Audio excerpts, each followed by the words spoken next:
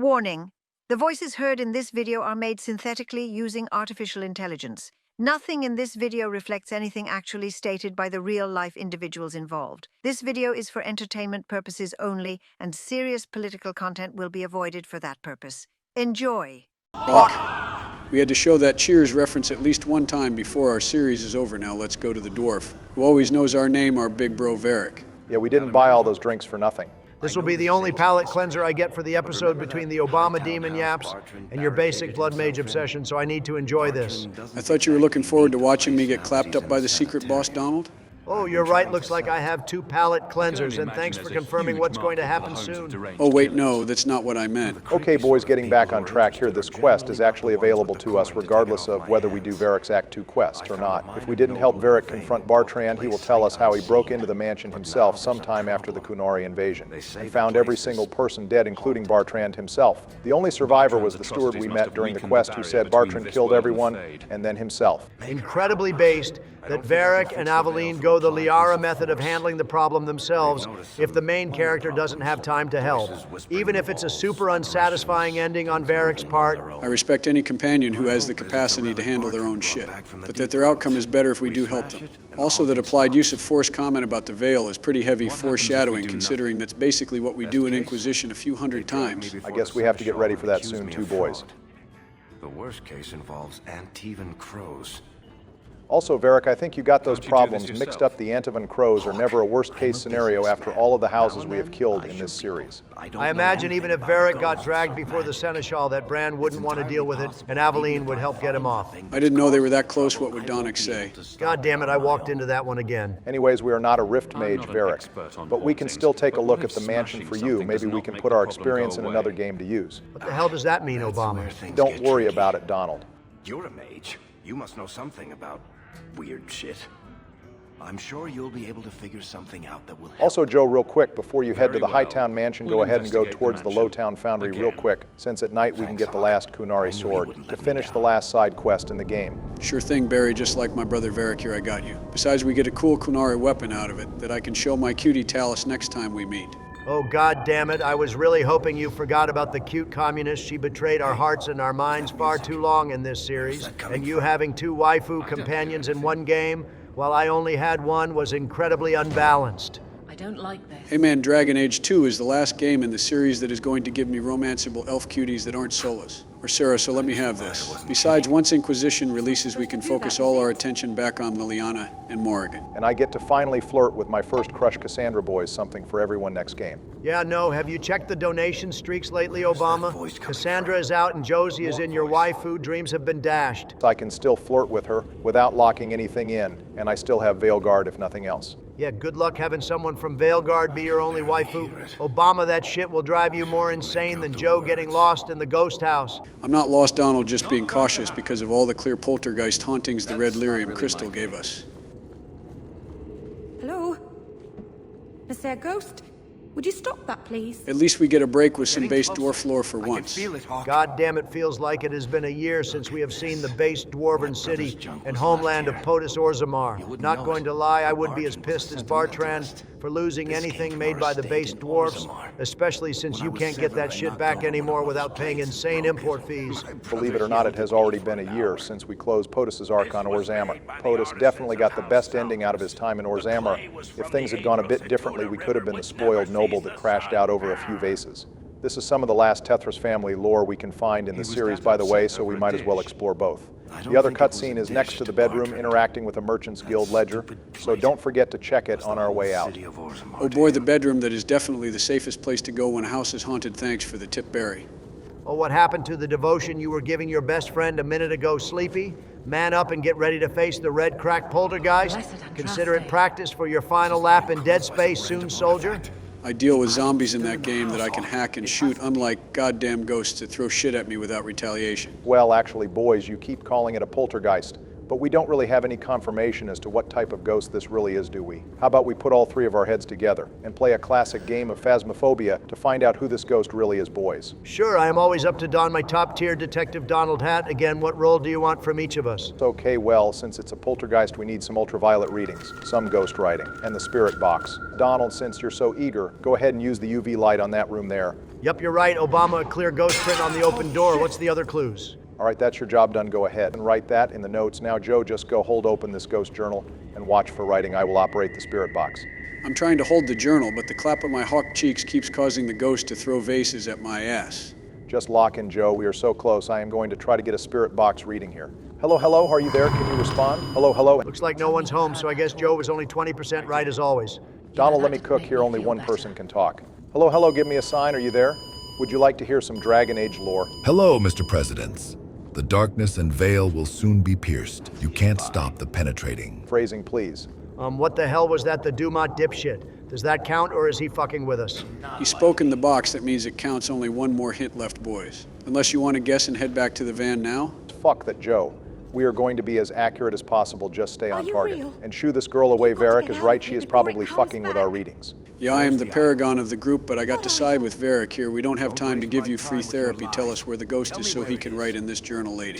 Guys, I think we may have lost the plot here in our roleplay. Normally, I am okay with being renegade and on a grind, but aren't we supposed to be looking for the idol instead of bullying random maidens? Donald, you're just saying that because it's a maid. And she's kind of cute. If this was a male elf, you would be telling him to bite the curb. No comment? Oh no, boys, the ghost is grabbing the journal and writing, oh my god, it's so spooky it's saying something. But I am too scared to read it. Viewers, what does it say? Oh God, it's forbidden text not meant for normal eyes. If you can read this, you must be chosen viewers. You all are cringy as hell, but I can appreciate the grind set, at least in getting that engagement up. Anyways, looks like we have to fight Ghost Shale here, since Bioware is allergic to giving us a companion quest that doesn't involve at least some combat. Yeah, I would vibe with this game more if it gave us more companion quests that could be solved without combat. Origins and Mass Effect 2 had a good mix of those, to be honest. But those are the exceptions to the rule in Bioware games, unfortunately. Well, there are at least 2 companion quests in Inquisition that can be solved without any combat, so we have a small light at the end of the tunnel. There's like hundreds of quests that can be resolved without combat if you count all the war table missions and collection quest, boys, if that's what you pacifists are looking for. Oh God, please don't remind me about all the little fetch quests. And mobile game missions we have to do in Inquisition, Donald. That's the whole reason we need a break between this game and Inquisition. Thankfully, though, unlike the old games where we needed a spell that involved wave combat, or a Justice Inquisition buff that lets us beat the shit out of Veil Tears, all we need to do is remove the shard from the house, and the hauntings will end, which is a clear reference to what Justice says in Origins about spirits being attracted to lyrium. The demons the golem summons must just be gooning to the shard. Well, that almost makes up for the fact that this fight is just another demon wave dance that Hawk has spun 100 times this series. Oh, speaking of repeating chains, though, take another shot, viewers, because Bartrand's Manor is the same as Fenris Manor and several other manors we have been to. Actually, Donald, considering this is supposed to be Bartrand's Manor, I think we can't double dip. And count this one twice. The viewers could take a shot during episode 6 for the mansion, but not here. God damn it, saved by a technicality, you got lucky, viewers, but don't get complacent. I am sure before the end of the episode, we will find a few more shots to close us out. I guarantee if someone did this drink competition raw, and in one go, they are going to be the ones haunting Bartrand's estate. Also say what you will about this boss fight. But I do like how the ghost uses the floating objects against us as little extra attacks. Even if they don't do much damage, it's at least a different type of attack to mix up combat. Yeah, not going to lie, it's kind of lackluster in this game. But it would be a cool mechanic in D&D, for example, boys. Just imagine in, say, Baldur's Gate 3, if you had to fight a haunted house with chairs and bases getting their own turns to lunge at you and spam damage attacks. Pretty sure that's why they didn't include animate object in that game. Having too many followers either would crash the game or be busted beyond belief at the later levels.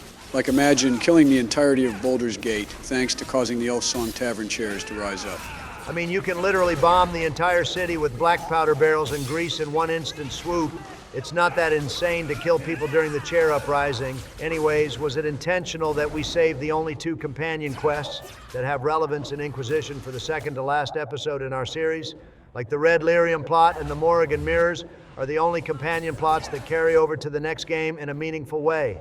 No, of course not. That would imply there is some divine hand guiding these episodes since day one and trying to make an optimal story for the viewer's experience. It's literally just because Joe wanted to spin the block on Bartrand, so he got Varric's Act 2 quest. And Merrill is his waifu, so he defaulted to that plot point too. Yeah, don't ruin our secrets too early, Donald. It's just a funny coincidence, nothing more. Anyways, it looks like the demons are finally taken care of, and this golem can start acting like a golem. Are we going to acknowledge that a single shard of this statue caused a massive haunting in this area? But the gallows where the rest of the damn thing has remained relatively tame besides Meredith just being crazy. That's not even getting into the fact we carry the idol around for the entire game in Veilguard and barely get assaulted by demons or wisps that aren't caused by other things. Well, I imagine Meredith has a way to dull the attraction of demons bursting from the Fade with her being a Templar. And she never actually summons any demons even during the boss fight, so that tracks. As for Veilguard, well, why don't we just not talk about Veilguard as far as that statue is concerned? They never even acknowledge why that statue is special in the first place, besides it being the artifact Hawk recovered. Anyways, good work killing the ghost golem that couldn't out-tank my girl. We have a small choice, which does actually matter in Inquisition. I feel like there's really only one proper answer here. One choice feeds into Varric's delusions and gives more people access to red lyrium, and the other gives us a based weapon made by the young Lord Sandal himself. Are we really debating this? I do feel for Veric wanting to help his brother here, but the game clearly shows that whatever is going on here is causing Veric to act almost possessed like Bartrand was. He is more aggressive here. He talks about hearing the song, and he covets the thing like it is the One Ring. And once we take it from him, he says he doesn't know what came over him there only an hour later. So it's time to craft ourselves a new rune, boys. I am almost positive now, considering how it affects dwarves differently, that this lyrium statue has some connection with the Titan mythology, even corrupted as it is. Probably one of the few plot points that did stay consistent throughout the series, at least in terms of hearing the songs and weakening their mental state. We do see that even both humans and dwarves, the emotional state, can get heightened almost immediately when touching the thing. Veric, I love you, but don't disrespect our young lord by calling him Enchantment Boy ever again. Damn crazy we only get a random belt from that boss fight seems pretty lame. Smells like a skill issue, Joe. Anyways, I know you need to do one more lore drop on the Dwarven Ledger before we close out Nerdbama, so pop off Queen. My name is not Nerdbama, but whatever. So this ledger up here reveals just how in the hole Bartrand was before the expedition. And it's why he was willing to take us on as an investor in the first place. It wasn't just because he lost money funding the Armbrak expedition, but it was also because Bartrand owed massive debts to the Merchants Guild with clear ties to the Carta. So Bartrand likely had to do a lot of illegal moves to stay competitive in the guild. It seems like his intention was to buy his way out and become nobility in Kirkwall to reclaim some lost family glory. Bartrand at one point had a goal to make him and his family have a better life, even if he had to be a cutthroat asshole to do it. Even his first thought when Anders cured him of the red lyrium poisoning was, don't let our family name fall like this dude wanted to be better than his dad, who got the family exiled and nearly destroyed them. Well, now he can paint flowers and drink his own drool while his more based brother runs Kirkwall without him. Seems like a fair trade for selling us out in the deep roads. I imagine Veric eventually stepped out of the Merchants Guild shadow when he became Viscount. I imagine the Merchants Guild just stopped bothering him after he became associated with the Inquisition. Veric still does use his Merchants Guild contacts heavily in Inquisition, so it's not the last we have heard from them. Who we will not hear from again, though, is Tarbus, since he will now thank us by giving us our own Kunari soul weapon. He only says all of this if we earned the Arashok's respect. If not, he just gives you the weapon. Completing Mark after this really helps tie that Ben Hassirath comment into something that makes sense. We became the heart of the many because we gathered the souls of so many Kunari. That's a really nice tie into the adventures with my cutie Talus. Anyways, let's go show off the power of the god of enchantments. A perfect change of subject from the horned communists watching the young lord at work. It's one thing when he blesses us with enchantments, but to see him create enchantments from scratch is a true thing of beauty, boys. This confirms that our young lord can destroy and cleanse pieces of Solas's creation to his own uses and cleanse red lyrium. If you're keeping score at home, that means Sandal 1 and the egg 0. This is our reward for not giving Veric the idol. And it gives us the only attack speed rune in the game that scales with the level of the item you slot it into, which is still a perfect upgrade to put on Bianca since he is already our fastest attacking squad mate. If we had given Veric the idol, this automatically upgrades Bianca to be able to carry 4 runes instead of the standard single rune, which is the optimal reward gameplay-wise. It's kind of ironic we took away the statue piece out of concern for Veric, but then we just give it back to him in rune form. I guess Sandal cleanses the corruption from the thing, so we should be good. Well, we have one final conversation with Veric to close out his arc, and I think I can speak for everyone by saying thank you for being our day one dwarf brother.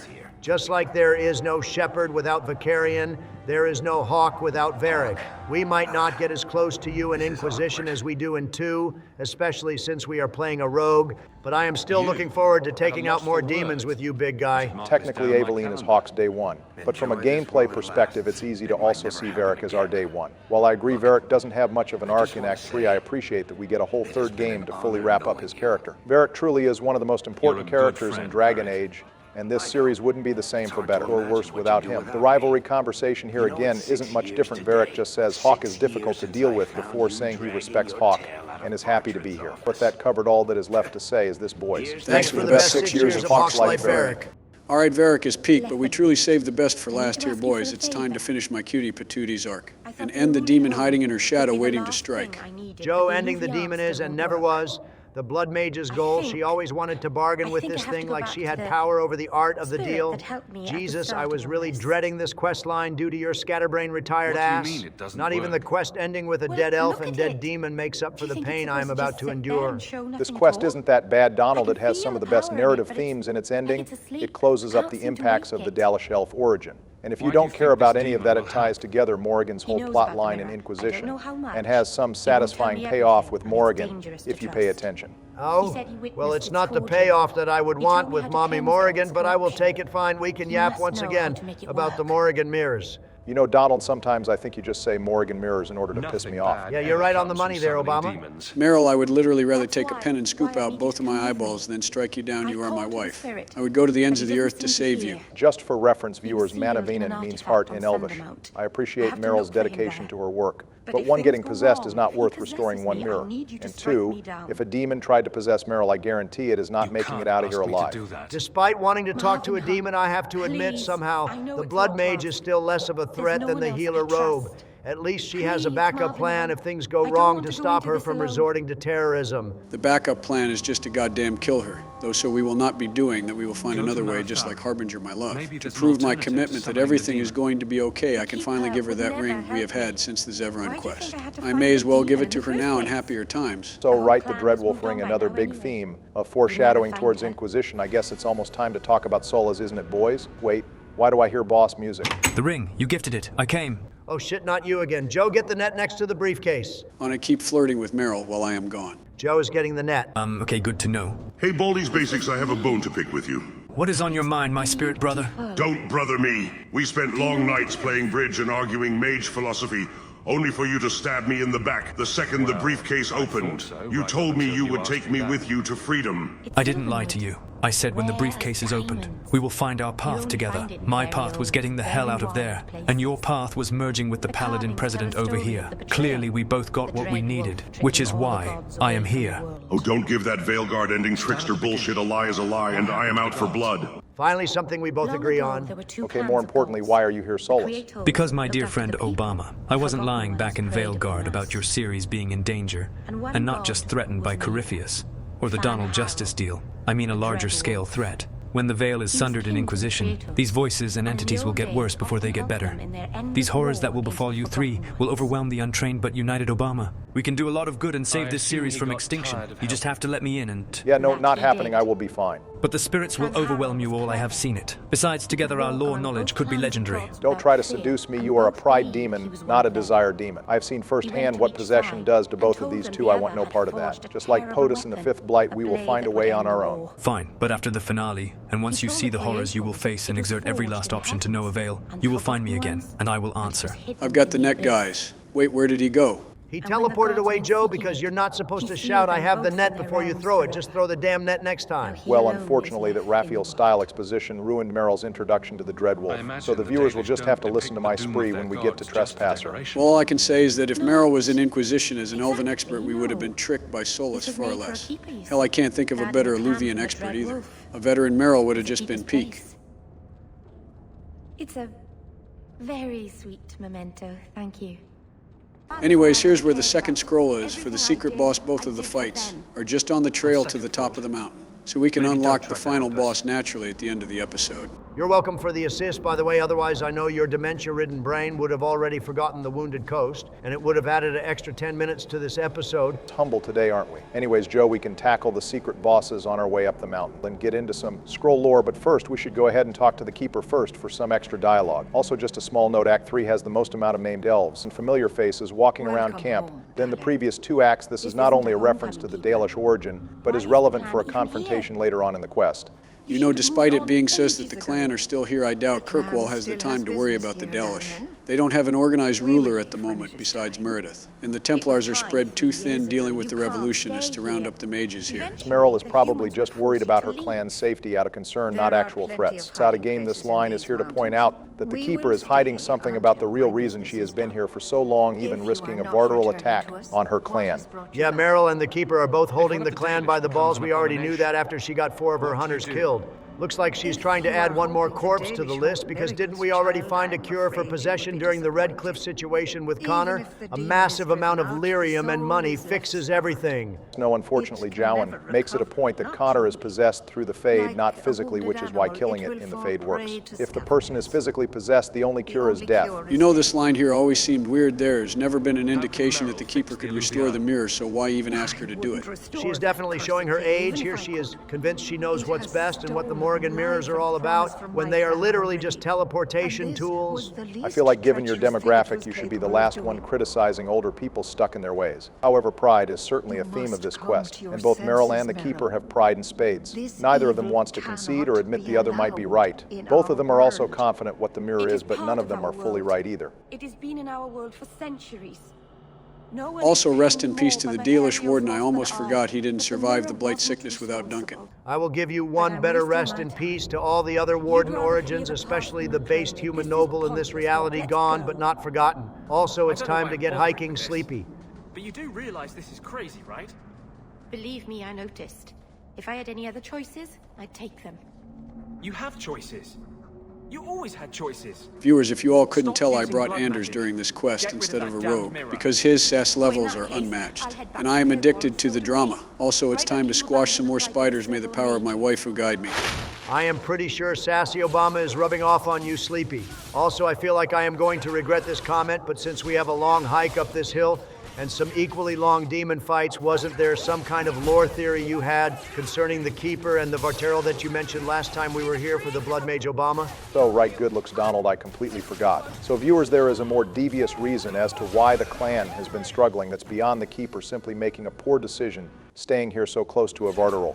But for that we need to go back a little ways. So in Act 1, if you hike all the way to the top of the mountain, you can see there is a clear barrier blocking the entrance to the cave editor. Roll the clip. This isn't a random decoration. This was placed intentionally because Merrill and the Keeper found the demon in this cave to determine if it is a threat to the camp. When they came there, they found that the demon was bound to the statue and decided to seal the cave for good measure. But the demon promised something before they left, a promise to restore the Arlethan Empire of old, and even gave them a vision of what the civilization once was. Merrill obviously came back sometime before we met her and made a deal with the demon for blood magic. But when we go to the cave in Act 1, we find it still sealed, which means Merrill made her deal, but then sealed him away for safety's sake. All right, you goddamn yapper, thanks for the backstory on the basic blood mage that even Bioware didn't want to tell us, but where the hell are you going with this? All right, so in Act 1, the cave is sealed magically, but if we return in Act 2, the barrier is seemingly gone, instead just crudely blocked by a cart. The only two people here that knew about the barrier and how to dispel it are the Keeper and Merrill. Merrill, we know, didn't come here on her own. She is so afraid to ask the demon for anything else that she asks us to come with her.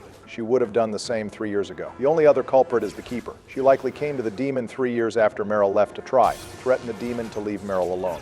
The demon instead probably told her that he was going to kill Merrill, forcing the Keeper to let the demon possess her partially instead, which might explain her risky actions like making her clan afraid of Merrill or staying in a camp that puts others at risk. The demon was likely altering her personality subtly, just like Justice and Anders over the last 3 years. Damn, so is the Keeper really the main villain in this story? If she just trusted Merrill and Hawk and let them handle their consequences, like adults would, things have gone fine. Nothing is ever fine. When you make a deal with demons, they always come around and bite you in the ass. If the old lady didn't helicopter parent Merrill this hard, we would have to turn the murder knife back on our own elf girlfriend. Donald, you say that, but aren't you the first person to loudly proclaim siding with the desired demon in Redcliffe, just so you can smash them? Yes, but I don't make a deal with the demon when I do that. I pass the intimidation check and get the demon snoo without promising anything on my own end. That is how you show the art of the deal, boys. All right then, well, to answer your question, Joe, the Keeper isn't exactly the villain here. She only did this because she didn't trust Merrill enough and didn't want her hurt in the process of her own choice. On the surface, it's a lesson that parents need to sometimes let their children make their own mistakes instead of trying to hold up the entire world for them like Atlas. On a deeper level, both the Keeper and Merrill display a heightened sense of pride that led to their downfall. The last hint at the short story for overall theme of this story is that the demon's name is revealed to be Audacity. You're saying the Dalish use a music editor to make sick beats that will get them out of the hood? No, Joe, you bumbling ballsack, the Webster Dictionary definition. Basically, the Keeper had the audacity that Mom always knows best and took Merrill's consequences away from her. And meanwhile, the basic Blood Mage had the audacity to think she could be the chosen one to save her people and take the risk of dealing with a demon without the bill ever coming back to be paid. Absolutely correct, Donald. I am actually amazed you paid attention to something I said. It has been almost 2 years of this. I have long since run out of TikToks to watch while you yap. It's all coming together, boys. Anyway, the third and final scroll is right behind this broken wall after killing the arcane horror, so we only have one more undead fight to go, boys. Anyway, does anyone want one more Inquisition-relevant cutscene for the episode? Good catch remembering to check out the Mythal Shrine, Joe. Here's another sign at how absolutely peak Merrill would have been if she lent her knowledge to the Veilguard. She could have absolutely helped us not only not get tripped up by Solas, but navigate Eldrinin and Gillenane too, and hell, even the Mythal plotline. It still wouldn't have been a good game, but point taken, it would have at least given us a better expert. Anyways, I never saw this scene during my playthrough, but in hindsight, after Inquisition, the fact that Flemeth gets revived by being taken to a shrine of Mythal seems like a really big giveaway as to what she really is. I am amazed that Hawk, the healer robe, or anyone doesn't point out how odd that is either. Well, to be fair, if any of them called attention to it during this scene, it would have been far too on the nose for everyone. And then the whole plot line would have been less interesting. You know what Merrill says here about Mythal stopping Elgrin's violence after he almost killed his parents not only makes him sound like Zeus, but it's giving me the impression that something got lost in translation with Veilguard. What did the Sun and Earth do to make Elgrin so pissed? Was he a shitty kid? Or were the parents just typical bad Bioware parents, and that's why this dude became a tyrannical emperor? All questions we will never get an answer to, because Dragon Age started giving us less gray villains like Luggin, or the Urashok in favor of big giant world-ending evil villains like Corypheus and Eldrinin. We still did get Solas, who has more going on in terms of morally gray morality that makes a compelling villain, but even he needed more time in the oven. I want to just again say that this has been a steady trend for some time with Bioware, not just something Veilguard alone did. So are you saying that the last villain you liked is the Arashok Obama? Not necessarily. I liked Solas and Corypheus. For what they were well, you know, before he started threatening to enter Joe's body, I think, for such a massive game, it's fair to have a villain more on the simple side. But that becoming the trend down the line is where I take issue. Anyways, back to the gameplay, this final fight isn't just a repeat of an arcane horror with demons. And undead, it's actually 2 unique revenant bosses. So let's see your moves here, Joe. It looks like the developers finally realized that one Revenant isn't much of a boss fight on its own. So they decided that 2 of them double-teaming Hawk with pulls would be the perfect roadblock. And if the pulls weren't bad enough, these 2 both have rally, so they can suck each other off, making them both tanky with extra health regeneration. So you have to find a way to drop both of their rallies. Yeah, and if the big back tank suck-off strategies weren't enough, one of these dudes is named Gilfrey, which is a damn Yu-Gi-Oh card, so we are really crossing realities with this fight. First off, Donald, that is Gilfrey, not Gilfrey. Secondly, this fight is annoying because you are fighting it suboptimally, Joe. One of the Revenants has a higher aggro range than the other, so what you are supposed to do is pull the undead, and one of the Revenants down to the graveyard from earlier and take them on one at a time before then going back up and taking out the other. Fair enough, Obama, but I think you are forgetting about the power of the Fewibs. What the hell are Fewibs, Joe? The fuck it, we ball strategies now, go ahead. And watch me cook these big backs, don't stand a chance, even if it's a dozen Revenants. One of these guys is almost dead, so I still got it down to 1 boss, even if it was the brute force method. That's my man, Joe. No bullshit kiting strategies. We are going for gold here, like the true warrior Hawk is. What's the reward for this quest, Obama? There's no way 2 named Revenants don't have some good loot on them. Well, Donald, on the corpse of Beacon, we can find the Celebrant, a 2-handed sword that is a reward for winning the free march tourneys that attract knights from all over Thetis. The sword deals spirit damage, and if built right, is one of the strongest weapons in the game in terms of pure damage. Unfortunately, when used only in the base game of Act 3, it isn't the most useful since the most common enemy is Shades, and Blood Mages, both of which are immune to spirit damage. I do have one more lore theory about the Scroll's quest while you finish off here, Joe. One might even call it a third Obama obscure observation. Oh, God damn it. Damn it, Obama, you can't punish us like this. That is 3 strikes of trying to make the title work. That's all you get, you're out. Yeah, whatever, so each of these 3 scrolls come from different countries of origin. One from Riven, one from Relays, and one from the Chastened. All of them, however, were people in positions of power and respected by others before being corrupted by a demon. The scrolls say that the demons were too powerful for any vial, likely referencing the black vials we found in Origins, and instead needed to be bound by words in the scroll, which all say the same binding ritual referencing some scholar, who we can assume is the creator of the Eluvian scrolls. And all of these demons were agents of Hybris the Pride Demon, who is their leader in the same light as Sloth was a leader of another group of demons. Barry, sometimes I feel like I am a lore prisoner instead of a lore student when you yap like this, just food for thought. Why do we have to go to a cave? The spirit is trapped in there. He can't get back to the Fade. And you don't suspect he might think you're a way out of his cave? Of course they do.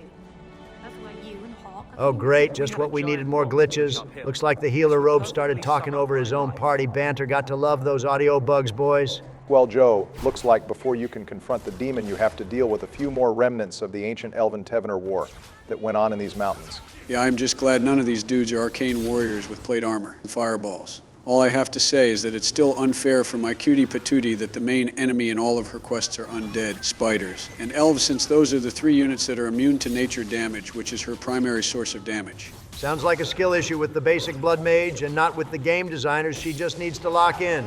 My boy Fenris had no trouble killing slavers, and Mommy Isabella killed pirates perfectly. To be fair, Merrill seems to be the only one that has this odd restriction Anders typically is given enemies that are weak to cold damage, something he starts with. Bioware could have thrown in a few more demons here for good measure. At least we got a few shades here for some balance. Well, that was 10 minutes of build-up and side questing. But we finally made it to the mountain peak and can end our last companion quest for the series. Yes, I fucking knew Dragon Age 2 wouldn't let me down. Take another shot, viewers. This is the same cave where we found one of the evil tombs in Act 2, and the same cave as the Sebastian quest. Damn, not even my cutie patootie safe from repeat maps. Also, Merrill, I know this isn't the right time because you are missing a demon right now. But Tevinter wasn't the only reason Arlath and Fel you guys started beefing after the Elven Pantheon got sent back to Lobby and you were no longer immortal. According to the Codex entry on Sundermount, the Arcane Warriors and the Tevener Imperium both unleashed horrors during this last stand before the elves were subjugated. The Arcane Warriors were protecting slumbering elders who were undergoing the process of in Youth Nera, so both sides were equally as likely to have summoned the demon here. So basically you just confirmed what my cutie patootie just said, Barry. Yeah, pretty much. Well, my vote is still to blame the Blood Mage Empire. If this game has taught us anything, it's that they just summon demons freely while hiding in their barriers. Looks like Merrill has lost her free trial of audacity, and it's time we move on to a far better grind than demon deals. Might I instead suggest gathering some of your fellow mages into this white panel van I bought? Donald, stop trying to make the Mage Emporium work. It is never going to work. The 100 gold was just a lie. He shouldn't have been able to leave. What happened to him? Perfect dramatic timing keeper. Oh wait, maybe Mama Keeper has a free trial of audacity that she can give us. Maybe all hope isn't lost yet, boys. So she was trailing right behind us this whole time, right? Which means she was hobbling her ass up the mountain while we fought an entire ancient demon elf army? Either that or she used more forbidden teleportation magic. Maybe she knows the Valana tree teleport from Awakening. Anyways, I will stop the memes. This shit is pretty sad and deserves our attention. So at the time, we have no way of knowing this. But it's important to note that the Keeper and therefore the demon telling her this is misleading. Eluvians are connected to the Crossroads, which is a pocket dimension of the Fade, not a normal part of the Fade that demons just roam freely through. The demon very likely wouldn't have just came through the restored mirror and just killed Merrill. Instead, the demon got what all demons ultimately wanted, a mage host through the Keeper by abusing her concern that she always knows best and knows more about the dangers of magic than Merrill. And now, instead of a badass ghost and demon-killing quest that we got with Veric, we have a sad psychological torture mission where Merrill has to kill her mom. I love Dragon Age 2, but the writers here are goddamn assholes. Keeper, you really could have just left this shit alone. Actions have consequences, Sleepy. How the hell is Merrill going to know that fire is hot without getting a few burns on the stove? This is more like a severe bludgeoning to the skull rather than a minor burn of the hand, Donald. Yeah, but with that severe bludgeoning, I bet she won't deal with any more demons again, will she? Besides, Joe gets his waifu now with no meddling mother-in-law to disapprove of them banging. Silver linings, right? That's not worth my wife being sad and crying, Donald. Also, Keeper, you couldn't give us like a moment to prepare before unleashing the demon. You had to ambush us with the Pride Demon right now? Darla Shirel is a farewell-meaning safe journey, if anyone was wondering. The demon starts this fight by summoning visages of people who have died during Merrill's journey discovering the mirror. This includes Tamlin, the 4 hunters that died to the Varderil, including Paul, the Keeper herself, and 2 unnamed Elven elders named Elven Elder and Elven Mother, with the man being a mage. My 2 personal theories as to who these unnamed elders are is either the Dalish Warden's mother and father, who died long before this situation, since our father was the former Keeper and therefore a mage, or Merrill's parents from the Neverin clan that gave Merrill to this clan when she showed signs of magic. I doubt Merrill would know the Dalish Warden's parents. She's about the same age as the Warden. My best guess is that it's her parents for that added bit of drama. You know, I just realized Merrill mentioned seeing Tamlin out of the corner of her eye at the start of the act. And now we can see that the demon can make visages of the dead. I know we joked about that being the marker, but maybe the Pride Demon was making a subtle connection with Merrill to try and lure her back to the mountain. It's not a bad theory at all from you, Joe. although marker Pride Demon powers are kind of disturbing to imagine. Also, if you haven't noticed, the Pride Demon has been silently monologuing while we have been killing his summons. Halfway through the battle, he stops the fight with a cutscene that changes based on Hawk's personality. Obviously, we get the Purple Hawk dialogue, but if we were Paragon Hawk, he will say, "Hide behind your reason, and your compromise is mortal. I will still destroy you." If we are Renegade Hawk, instead he will say such arrogance. "Would you achieve greatness by violence? I will show you the way." However, this monologue causes combat to end, and the party to fully heal and revive, so it's actually a nerf on the demon's part. That's a lot of yapping for a Pride Demon that we have killed a dozen of already. Not to mention, bro hasn't really even damaged us yet. On Nightmare, he has just been slowly stomping on the ground lock, and you're making yourself look bad in front of the demon Huz. Who the hell taught you the word Huz, Donald? I am pretty sure Bill taught it to me. Hop off. I am allowed to use current lingo. I have to get my popularity polls up somehow. All right, boys, we were getting severely off topic during the last companion quest on the series. I get this Pride Demon is moving like he just woke up for the first time in hundreds of years. But besides that, this is a pretty cinematic fight for Merrill, and we finally get to kill the demon and end its blood magic reign for good boys. Fair enough, Joe. We could be ever so slightly more focused on the task at hand, that's true. But besides the ghost mind break, this guy doesn't really have anything else going for him. I mean, okay, fair point. And now the demon is going to try to talk no jutsu his way out of this one. What a cliche-ass ending. Who the hell thought this would work? Oh, hey guys, I think I feel a song coming on. Why does this game think it can trick us with a Disney-style happy ending? Well, I am glad no one here is falling for the obvious trap. If you try to select the top option, the Keeper will stab Merrill as soon as she turns around. And the demon will heal back some health, seemingly taking it from Merrill, who loses a third of her own health. However, again, this is another party heal otherwise, so this still doesn't make this fight a challenge. Only one more demon in robe standing between us and a finished quest log. Time to send her soul back to lobby. Sleepy, you're in for a treat. Sorry we had to do this to you. Keeper, press F to pay respects. And I better see plenty more Fs for prideful but otherwise good mom.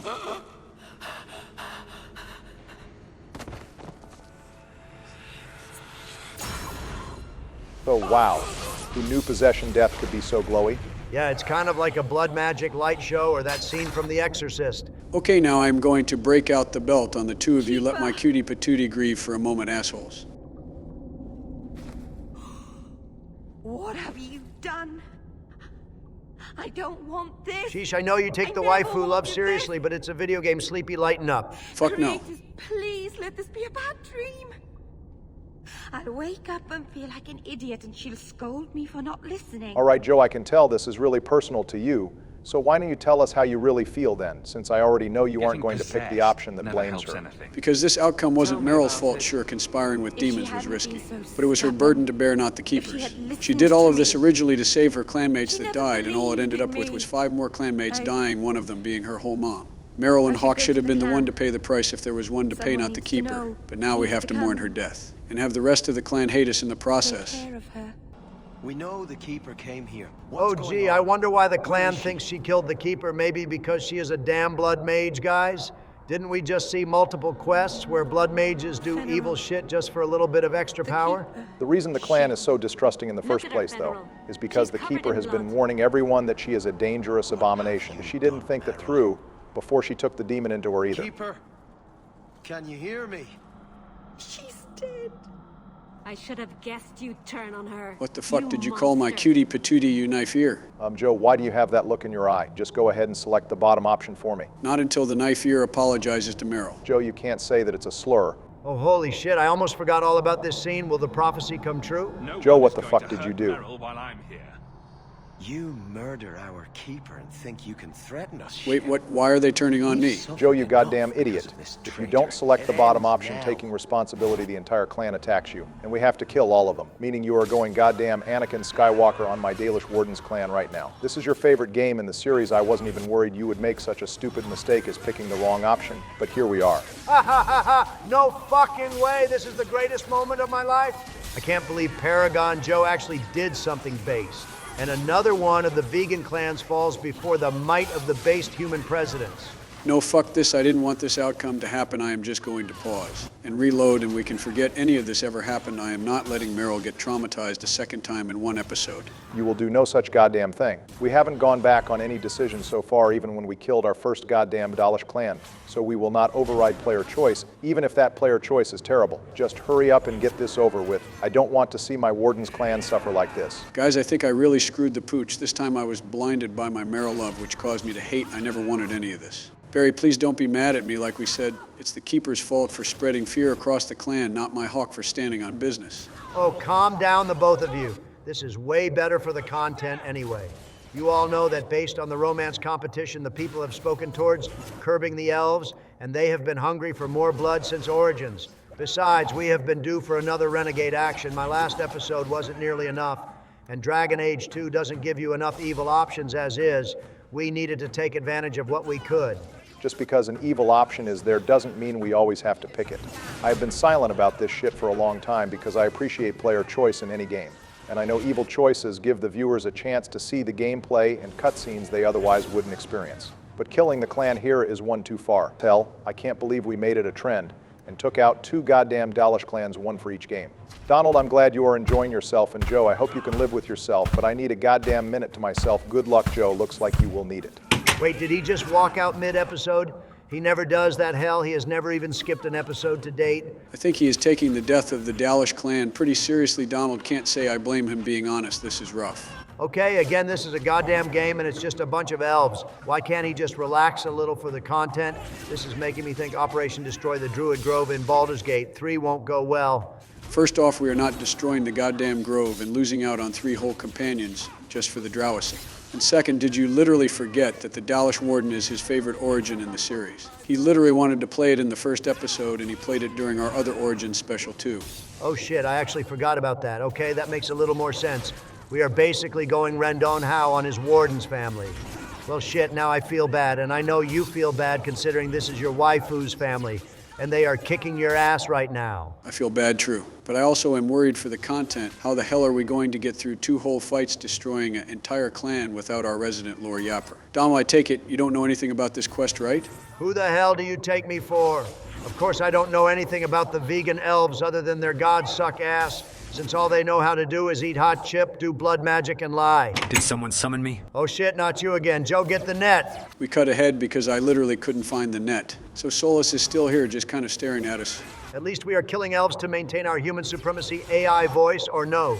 We can't have this egg getting any bright ideas. You realize I fought an elven war, right? I have killed a lot of elves in my days. Okay, kind of based, but that still doesn't win us over or anything. You're still a threat and a goddamn asshole. All right, well, I heard you needed some lore to pass the time in the game. I happen to know quite a bit about this quest through my observations in the Fade. Perhaps I can be of some assistance and earn my keep in the series. Yeah, I don't think so. You are not replacing Barry as our lore master. No one could take his job, let alone some sleeping wolf. Very interesting metaphor, but no need to worry. I have no intention of replacing your lore master, but you do still have a few minutes of killing my kin, so I thought we might as well have something to talk about. Fuck it, whatever. It can't be worse than us glazing or bashing the Dalish Elf Warden origin story any more than we already have. We might as well give a distraction to the viewers that we are about to kill Fenriel's mom here too. Oh shit, I completely forgot about her. We already know Bro is spying on Kirkwall through the Fade. He is definitely going to spin back for this. Right, that definitely sounds like a you and Hawk problem. Dick. But back to what I was saying, gentlemen. The person who originally confronts us out of the cave is named Merrill. No relation, of course. However, he was also a temporary companion during the Dalish elf origin, as he journeyed with Merrill and the Dalish Warden in order to find Tamlin. Both of them were the most worried about Tamlin when he went missing, and were the 2 most impacted by his death. And here they are again confronting each other after the Keeper's death. Both of them grieved Tamlin heavily, but ended up grieving in different ways. And now here they are on opposite ends, with one now being forced to kill the other. It's an easy character detail to miss, because this man could have been any member of the clan. But the fact they chose such a close companion of Tamlin feels very purposeful. All right, I can't lie. That's not a bad observation, and you didn't even give it a lame title or anything, so I can give that a solid 8 out of 10 for a lore yap. Damn, I imagine if we had picked a Dalish Warden, he would have spun up to find the smoke for both Merrill and Hawk, especially for the homie Fenriel and Mama Keeper. Thank you, gentlemen. I try my best. You know, Solas, while we have you here, we have another issue. We want to get Barry back for the rest of the episode, but we pissed him off with this choice really bad. What can we do to bring him back here? Oh, that's easy. The secret to a man's heart is through his love. Talk fondly about something he loves, and I am sure that will be the quickest path to forgiveness. He forgot his wallet in the gaming chair, so now is the perfect time to get him back. Good luck, gentlemen. Sorry to interrupt you decorating your boots with elf blood. I just need to grab something before I get out of your hair. Oh wait, Barry, before you go, I just wanted to mention I was watching this Dragon Age analysis that said Cassandra is one of the most passionate romances in all video game history. Do you have any opinion on that? Yeah, plus even I have to admit that romance scene has the perfect amount of eye candy to it. It's not just a lame fade to black situation. It's a real adult romance with some real good animations. All right, I'd have to say that's a really cultured take that I can respect, but I am still pissed about you all killing the Saber clan. Look, Barry, I am sorry, and I am even willing to talk over my cutie patooties' final conversation to apologize for killing your favorite Dalish clan. It really was just a knee-jerk reaction to insulting Merrill, and that's my girl. What if it had been Aveline or Cassandra insulted? All right, fair point. I definitely wouldn't have been mature or level-headed either. And I guess you had a point. Donald content is king. I will look past this, but for the love of God, neither of you are allowed to interact with the Dalish clans in Inquisition. Now let's go comfort your waifu, Joe. All those people. Good, because my girl lost everything, and it's because of both her and the Keeper's mistakes. She paid way too hard a price when she was just trying to do some good, and all she got instead was some cool gold armor and thousands of gold in therapy bills. You know, when I did this quest, she not only lost her family and the Keeper, but she was so pissed she smashed the mirror, losing the one thing that she still had after all these years. Yeah, that's what happens during the rivalry path. She finally takes Hawk's advice on the mirror being dangerous and destroys it so it can't cause any more damage. Since we are on the friendship path, she will still try to restore the mirror in a humane way without blood magic. However, we know, as of Inquisition, that it is never fully activated again. To destroy themselves in order to escape My girl really needs to find another elven artifact to obsess over. But at least her and Hawk can be obsessed over what comes next together. No matter what poor dialogue choice I pick, I promise to always be by your side, my love. No. I know that. Maybe it's time I stop living for them. Merrill might not have the most diverging of paths, but she is a lore nerd after my own heart, and her story has plenty of nuance to enjoy in future playthroughs. Well, we got to kill plenty of elves, but why don't we get back to our roots and bring our blood mage waifu to kill one more demon boy? We'll do together. Yes, we will. Wait, hang on, isn't this the entrance to the Hawk basement that we went into during Carver's quest? It definitely is, and take another shot, viewers, because it led to the same underground ruin map that the last secret boss was in as well. I'm getting some serious alien vibes from this cutscene here. It looked like he crawled around the walls before he formed next to us. I'm just amazed that a demon actually is going to sit down and talk to us instead of just summoning a demon army and attacking us. Even the last secret boss with the Desire Demon didn't do that. I mean, the basic Blood Mage's Pride Demon monologued at us for the entire fight and even gave us a free heal to talk about how sarcastic Hawk is mid-fight. Demons are either dead silent or yappers, it seems. This still might be the most up-his-own-ass demon we have encountered so far. Bro has no concept of what he is facing in Hawk, and he is talking about toppling and controlling all empires in Thetis. You live under a cellar in Darktown, buddy. Slow your roll. Well, viewer, break out the snacks and a drink, because Joe is about to die a few times on this fight, so the video can reach the 1 hour mark. Donald, I never agreed to that. Your boy is about to go deathless. And keep his lead in the death competition, I have Veric and my cutie patootie with me. This is going to be an easy demon spank session, boys. All right, not even going to bother with saying phrasing to that. But just be careful here, Joe. This thing has much more health than Audacity does, and instead of random elf ghosts, he has an almost unlimited supply of demons. All right, we already gave you shit this episode, and this is the last hurdle in our series, so what resistances should we look out for? Obama, give us the game plan now that Joe can't really do anything. Right, so Hybris is a poison pride demon, not the normal fire pride demon, which makes him weak to fire and electricity damage, but immune to nature damage, so unfortunately Merrill isn't going to deal any damage to him on her own. But she can be useful against the Shades and Rage demons. The fight comes down to how well you can manage all the additional demons that pour out in waves during this fight. Hybris himself doesn't do much damage. His melee attacks are slower than a Souls boss. And his most deadly attack, the Blue Crushing Prison, doesn't do much damage, but leaves party members stunned for the Rage demons to get an easy one-shot. The ideal party setup is 3 ranged squad mates, and then 1 tank melee, so Joe is practically perfect, although I would have swapped Merrill out for Anders for the double haste buff here. Finally, the Crushing Prison Circle he summons works against the demons as well as your squad. It doesn't really do damage, but it does take them out of the fight if you time it right. In fact, in the early release of this game, the Blue Circle used to stun him too. You know, hearing that along with watching this big-ass demon trip up on his own shoelaces really makes me think Joe got the easiest of the 4 secret bosses. I don't know how he rigged this shit too, but somehow he did. It's not rigged, Donald. I am emboldened by vengeance against these demons here, and we are in a late game build now after all. We still have a ways to go thanks to how tanky this guy is, so why don't we pass the time with another comment question that we cooked up, Joe? Sure thing. So viewers, heads up, this is our last comment question for Dragon Age 2. We have really come a long way now, 15 episodes later, but all good things come to an end. Just like Origins, though, we want one final chance to feature comments from our viewers, so we are going to feature a few answers to this question during the final mission. So viewers, what is your favorite moment from our Dragon Age 2, from a funny song to a massive goon moment, a weird glitch, or just a hype fight? Let us know. As for me, I have to give it to my puzzle-solving highlight reel from Mark of the Assassin. I love just sitting back and solving some puzzles while the music, and the Force guided me in showcasing how my gears turned to solve them. Plus, trolling Barry was a 10 out of 10 bait if I have ever seen one. I will have nightmares of those puzzles for years to come. But as for me, obviously there's a lot of peak moments when it came to my episode, from smashing Isabella and smashing Quentin's face into the curb, but the most satisfying of all was defeating Corypheus. And hell, basically the entire Legacy DLC as a whole. That mission helped really solidify my opinion that Dragon Age 2 is an alright game. And despite all the nonsense lore between Joe and Corypheus, the entire episode and final fight was easily the best moments in the series. All right, not bad picks, boys. Those are pretty obvious answers to given how much content is jammed into the DLCs. As for me, I have to give it to when we finally got our hands on the champion armor after. I defeated the High Dragon for a second time. Not only was the High Dragon a much more difficult win this time around, but the reward of the iconic champion armor is one of the best rewards in the series, and is the armor we got to highlight plenty of times before the end of our series. Yeah, and it's our permanent armor from now on to the end of the game, because if you aren't doing last straw with the armor equipped, you aren't doing something right. Anyways, viewers, let us know your favorite moment in our series in the comments below. You have a high chance of getting a feature next episode because our editor will be selecting a good handful on comments, especially if you haven't been featured yet in Dragon Age 2. So make that comment section blow up. We want to highlight our goated community. And speaking of highlighting our community, Donald, mind featuring our favorite comment from last episode? Sure thing, Joe. Our featured comment comes from Mara Rose Theron, based Alistair reference, by the way. They followed up on our featured comment from last episode from Ulysses, showing the deeper impacts of Elthina, placating both sides, and how this eventually blows up in her face. I also agree that the bald-headed first enchanter either needed more fleshing out to show his descent into blood magic, or just remove that fight entirely if you side with the mages. I also like the addition of the base Titan and Dwarf lore Dragon Age. Definitely needed some love in that department too. Thank you for your comment and can't wait to hear what your favorite moment in Dragon Age 2 was. We also have a few super thanks to get through, and I will get the ball rolling with the Josie support.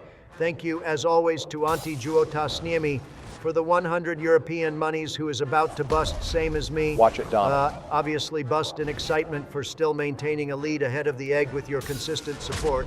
We also have $50 from Josie's second biggest fan, Corey Radcliffe. Thank you all for these massive donations and your consistent support of the channel, which makes our future bright in these uncertain times. Good luck as always in the waifu wars. All right, that almost got sis, but you were saved at the end there.